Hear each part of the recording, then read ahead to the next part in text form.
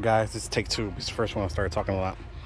Common issue with me. So this is my 92 F150 OBS style, rest of the bed, two-wheel drive, inline six. This is a great truck. Last week, don't mind the rust on the bed, it's getting replaced. Last week, I tucked my tow hitch in 2 inches.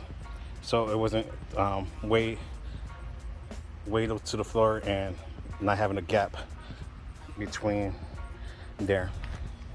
So it could look better once I lower the truck. It looks a lot better. Now today, since I got about a half hour to waste, I'm going to close up this gap on the bumper. As you can see, I could put 3 fingers on this side and I think 3 fingers on the other side. The bumper sags on these trucks. I don't know why. I don't know if it's when people step on them to get inside the hood or something like that, you know, using like a stepping stool. I don't like this sag bumper because it's very noticeable. Mind you, this truck is from the 90s, so it does got gaps all over the place. And when I got this truck, the headlight gap was real big. You could put all my fingers real inside, you know, real deep in there. That's what she said. Because I think whoever had this truck before might have got this front end painted and might have got hit or something, or I don't know. Because if you look at the paint slightly, you see down here it kind of matches, but you go up here, this is kind of faded more than this one. Like this one was recently buffed. So I don't know if this truck ever got in a front end collision. But the sag from the bumper is on both sides. Move my trash can here. So what I'm going to do is I'm going to loosen up the bumper and try and find a way to fix the sag. All right, guys. So right now I'm looking at the bumper. This is the bumper right here, the gray. And this is where it mounts at. There's 2 bolts up there. I looked up on YouTube, and you know, because I'm a YouTube mechanic, and I figured why not see if anybody had the same issue. It looks like people loosen the bottom. I'm sorry, was it the bottom one? No, it was the top. The top bolt off, the nut, put washers in between it, and it pretty much pivots this bumper. I don't know if you can see there. Pivots this bumper up, closing this gap. So, don't mind breathing hard, I'm fat. So that's what I'm going to try to do. I'm going to loosen up the top bolt and then I'm going to loosen both bolts and then trying to do the washer trick. Now I'm thinking about it, it was actually the bottom nut that the guy was talking about, because it will, nope, I'm sorry, it was the top one. It was the top one. Okay, so I was messing with the bumper and I got the gap a lot close to this I forgot what I call this bezel right here, right where underneath the grills at, that body part, where the fender. Anywho, I got that close compared to this side. I still got a gaping hole on this side, and the reason being, bear with me. The reason being, I noticed that these brackets have this one where my finger is touching. It's adjustable side to side, and this back one back here, the black one, it's adjustable up and down. So what I'm going to do is I'm going to do the other side, lift this bumper up with a jack. But one thing I did notice, the guy from YouTube was right. You might still have a little gap here, but I think the washer trick would work because it will bring the bumper out this way, basically bringing this up like that and closing this gap. However, right now, I noticed I don't have a washer that size. The bolts are 13/16. It's a nut in the bolt, and I don't have a washer that size. I could get some tomorrow or later today, because I had to buy a leaf blower.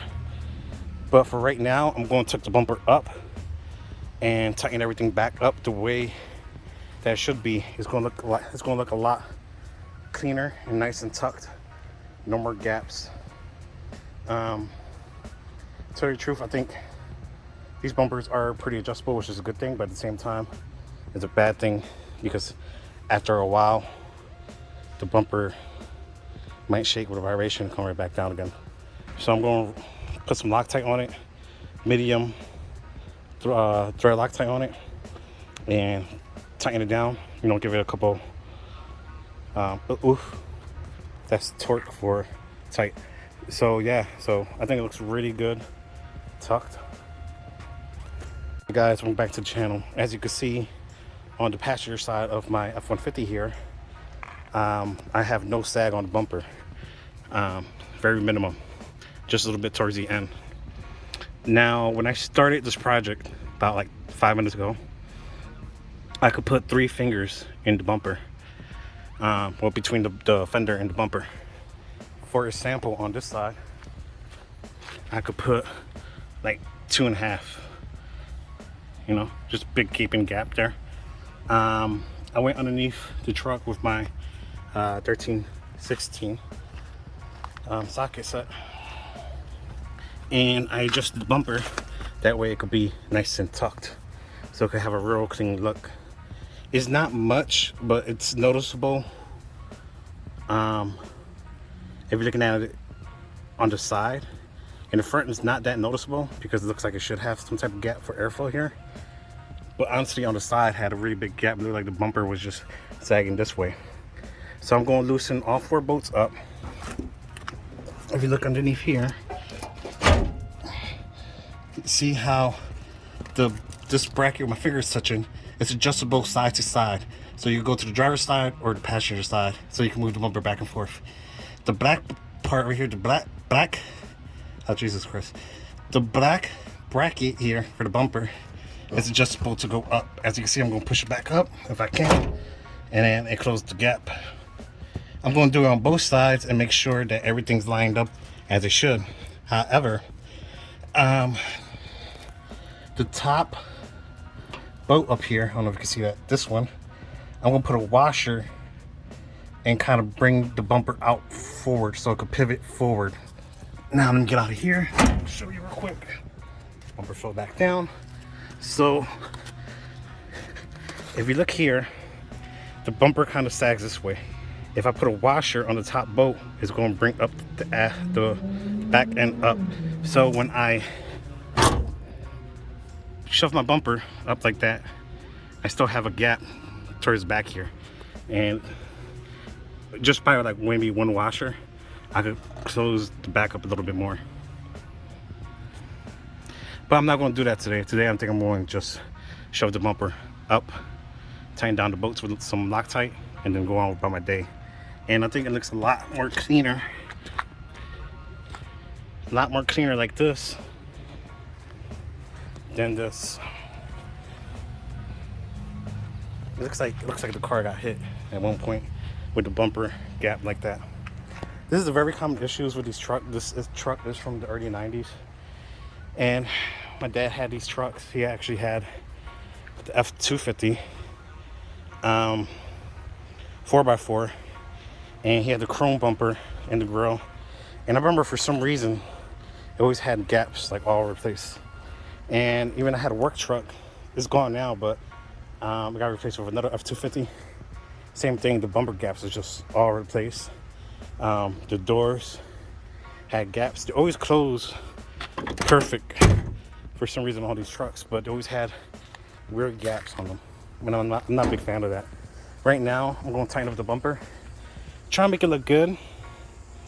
That way it doesn't look like, you know, the front end got hit or something like that. And that way it looks like a cleaner, sleeker look.